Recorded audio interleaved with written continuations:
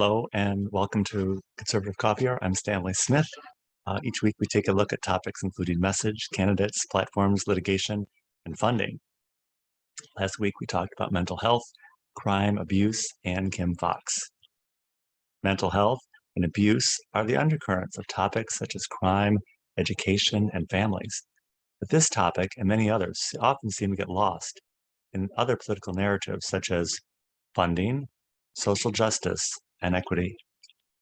It might be said that crime is the inflation of social justice, but it also could be said that the more conservative approach is to do absolutely nothing about any particular social issue, such as mental health or abuse. In this country, we used to have two political parties. One was for every moral and social virtue, and one was for business. Today, we basically have one party, which seems to be married exclusively to big business. We all hate the idea and chafe at the idea of being a moderate or compromising in any way.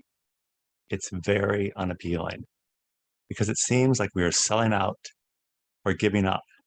And I'm not going to argue this point, but I don't think we should compromise or sell out about anything in any particular way. I think instead we need to advocate for two strong worldviews. We need a strong conservative approach, advocating for everything we hold dear in the world: life, liberty, family, security, and law and order. We also need a strong liberal viewpoint, advocating for progressive ideas to mitigate social ills. These two should be able to work together and complement each other like husband and wife.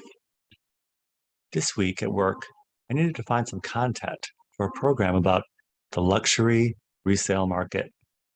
And I remembered Nancy Reagan singing her version of the song Secondhand Clothes to the tune of Secondhand Rose at the Gridiron dinner in 1982. Jennifer at the Reagan Library was good enough to send me the audio link of Nancy singing the song, and I will post that in the description below. I listened to the rest of the Gridiron event, and I was reminded of a more humorous and friendly time. Nancy and Ronald Reagan were maligned characters in their time, simply for being a loving husband and wife and exemplifying traditional conservative values. If advocating for strong families and safe communities is grounds for being maligned in our time, then I believe we are in very good company.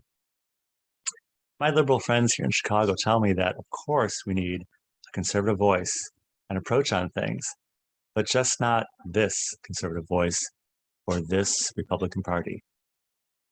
When people are ridiculed, demeaned, and dismissed for their ideas, beliefs, and perspective, this is a form of abuse because it's very demeaning, dehumanizing, and objectifying.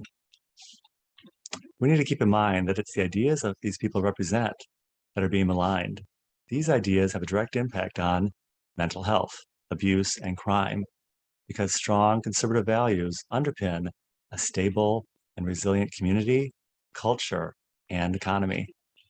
A strong culture and moral framework provide structure and order and are central to a worldview of a benevolent universe, as opposed to a world in chaos.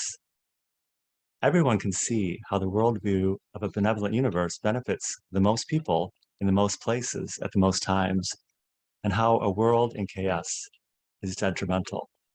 And this is true for both liberal and conservative. So you might ask, are we moderating or compromising here at Conservative Coffee Hour? And that is a good question. I can assure you that we are not. We are simply distinguishing between two parallel narratives. And these two narratives are not liberal versus conservative, but values versus no values, culture versus no culture, and substance versus nothing. And that is the ultimate form of abuse. This transcends party politics because it dehumanizes everyone. And that is the ultimate form of social justice and equity. If you would like to join us for a Conservative Coffee Hour, I will include my email address in the description, and I'll be happy to send you an invite, and I look forward to seeing you very, very soon.